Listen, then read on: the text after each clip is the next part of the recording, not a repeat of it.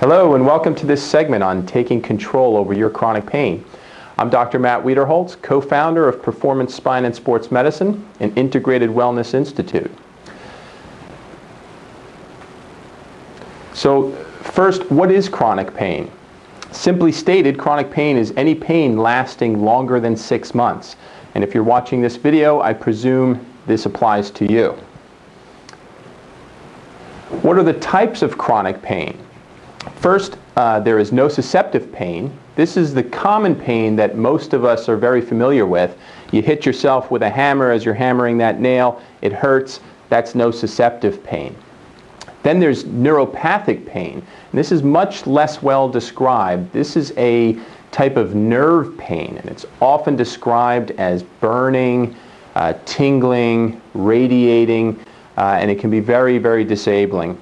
And then there are mixed types of pain where you have a combination of nociceptive pain and neuropathic pain, very common in the patients that I see with lower back problems, previous surgery. They have mechanical pain, nociceptive pain, as well as nerve pain, neuropathic pain. I want to talk specifically to you today about neuropathic pain. Again, as I said, it's not well defined. It can be very, very difficult to treat and quite disabling at times. So let's talk about the different types of neuropathic pain. First on my list is failed back surgery syndrome, and the surgeons often like to call this post-laminectomy syndrome. This is when an individual has undergone lower back surgery but continues to have either back or radiating leg pain. Not necessarily immediately after surgery, but even years down the road, one can develop lower back and radiating leg pain after one has had surgery. This is a type of neuropathic pain called failed back surgery syndrome. Next on the list is diabetic peripheral neuropathy. If you're a diabetic patient, usually after several years of the disease, one will develop some neuropathic symptoms. Diabetic peripheral neuropathy usually starts in the feet and works its way up the legs and can eventually even involve the hands and arms. And it's often a burning type pain, and again, usually in the feet. Post-herpetic neuralgia.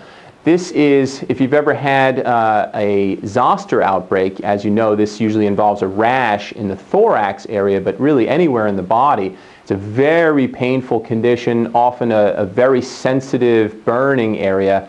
Now imagine when that rash goes away, that the pain never goes away. This is post-herpetic neuralgia, a very frustrating disease.